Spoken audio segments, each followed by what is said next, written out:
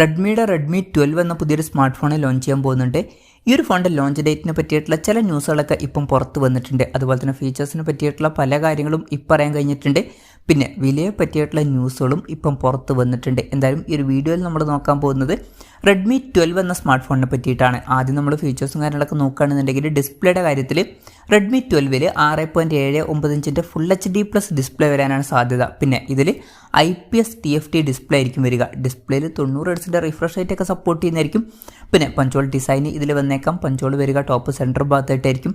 ഫോണിൻ്റെ ഫ്രണ്ടിൽ guerrilla glass 3 പ്രൊട്ടക്ഷനൊക്കെ വരുന്നതായിരിക്കും.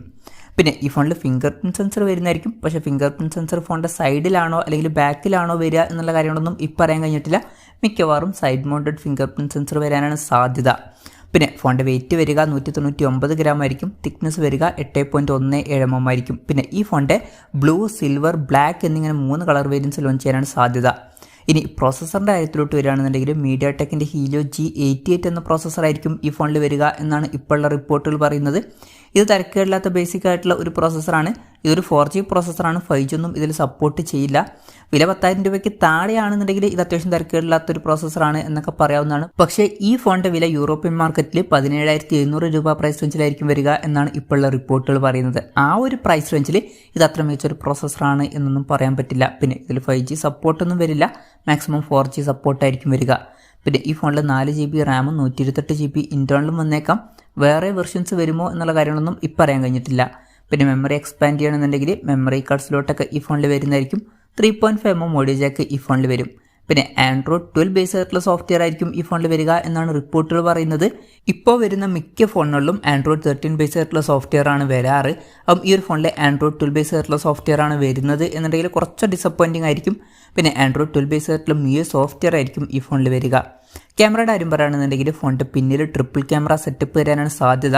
50 മെഗാപിക്സലിൻ്റെ f1.8 അപ്പേഴ്സിൽ വരുന്ന മെയിൻ ക്യാമറ സെൻസർ ഈ ഫോണിൽ വരുന്നതായിരിക്കും. പിന്നെ 8 megapixel ultra wide angle lens ഈ ഫോണിൽ വന്നേക്കാം. മൂന്നാമത് 2 മെഗാപിക്സൽ ഒരു മാക്രോ ലെൻസും വന്നേക്കാം.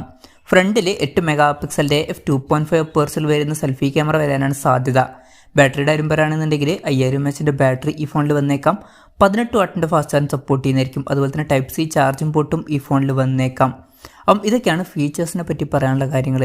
പിന്നെ ലോഞ്ച് ഡേറ്റിൻ്റെ കാര്യം പറയുകയാണെന്നുണ്ടെങ്കിൽ ജൂൺ 2 ഈ സ്മാർട്ട് ഫോൺ ഗ്ലോബൽ മാർക്കറ്റിൽ ലോഞ്ച് ചെയ്യുക എന്നാണ് ഇപ്പോഴുള്ള റിപ്പോർട്ടുകൾ പറയുന്നത്. ശ്രദ്ധിക്കേണ്ട കാര്യം, ഗ്ലോബൽ മാർക്കറ്റിലെ ലോഞ്ച് ഡേറ്റിനെ പറ്റിയിട്ടുള്ള ന്യൂസുകളാണ് ഇപ്പം പുറത്ത് വന്നിട്ടുള്ളത്. ഇന്ത്യൻ മാർക്കറ്റിലെ ലോഞ്ച് ഡേറ്റിനെ പറ്റിയിട്ടുള്ള ന്യൂസുകളല്ല. എന്തായാലും ഇന്ത്യൻ മാർക്കറ്റിലെ ലോഞ്ച് ഡേറ്റ് ഒന്നും ഇപ്പോൾ കൺഫേം ആയിട്ടില്ല. മിക്കവാറും ഇന്ത്യൻ മാർക്കറ്റിൽ ഈ ഫോൺ ലോഞ്ച് ചെയ്യുന്നതായിരിക്കും. ഇനി വിലയുടെ കാര്യം പറയുകയാണെന്നുണ്ടെങ്കിൽ ഗ്ലോബൽ മാർക്കറ്റിൽ ഈ ഫോണിൻ്റെ വില 199 യൂറോസ് ആയിരിക്കുമെന്നാണ് ഇപ്പോഴുള്ള റിപ്പോർട്ടുകൾ പറയുന്നത്. അതായത് 17,700 രൂപ പ്രൈസ് റേഞ്ചിൽ. പിന്നെ ഈ ഫോൺ ഇന്ത്യയിൽ ലോഞ്ച് ചെയ്യുമ്പോൾ മിക്കവാറും ഈ ഫോണിൻ്റെ വില ഇത്രയും കൂടുതൽ വരാൻ ചാൻസ് ഇല്ല. കാരണം സ്പെസിഫിക്കേഷനൊക്കെ വെച്ച് നോക്കുമ്പോൾ ഈ ഫോണിൻ്റെ വില ഒരു 10,000-11,000 രൂപ പ്രൈസ് റേഞ്ചിലൊക്കെ ആയിട്ട് എത്തിയേക്കാം എന്നാണ് എൻ്റെ ഒരു എക്സ്പെക്റ്റേഷൻ. എന്തായാലും നിങ്ങളുടെ അഭിപ്രായം കൂടി ജസ്റ്റ് ഒന്ന് കമൻറ്റ് ചെയ്യുക. എന്തായാലും റെഡ്മിയുടെ 12 എന്ന പുതിയൊരു സ്മാർട്ട് ഫോൺ ലോഞ്ച് ചെയ്യാൻ പോകുന്നുണ്ട്. അത്യാവശ്യം തിരക്കില്ലാത്ത ബേസിക് ആയിട്ടുള്ള ഫീച്ചേഴ്സും കാര്യങ്ങളൊക്കെ വരുന്നതായിരിക്കും. പിന്നെ പ്രൈസിംഗ് ആണ് ഇമ്പോർട്ടൻ്റ് ആയിട്ടുള്ള കാര്യം. ഇന്ത്യയിൽ കുറച്ചും കൂടി നല്ലൊരു പ്രൈസിംഗിൽ ലോഞ്ച് ചെയ്യുന്ന കാര്യം നമുക്ക് എക്സ്പെക്റ്റ് ചെയ്യാവുന്നതാണ്. എന്തായാലും റെഡ്മി 12 എന്ന സ്മാർട്ട് ഫോണിനെ പറ്റിയിട്ടുള്ള നിങ്ങളുടെ അഭിപ്രായം ജസ്റ്റ് ഒന്ന് കമൻറ്റ് ചെയ്യുക. അതുപോലെ തന്നെ ഈ ഒരു സ്മാർട്ട് ഫോൺ ലോഞ്ച് ചെയ്യുമ്പോൾ ഇന്ത്യൻ മാർക്കറ്റിൽ നിങ്ങളിത് പ്രൈസിംഗിലാണ് ഈ ഫോൺ എക്സ്പെക്റ്റ് ചെയ്യുന്നത് എന്നുള്ള കാര്യം കൂടി ജസ്റ്റ് ഒന്ന് കമൻറ്റ് ചെയ്യുക.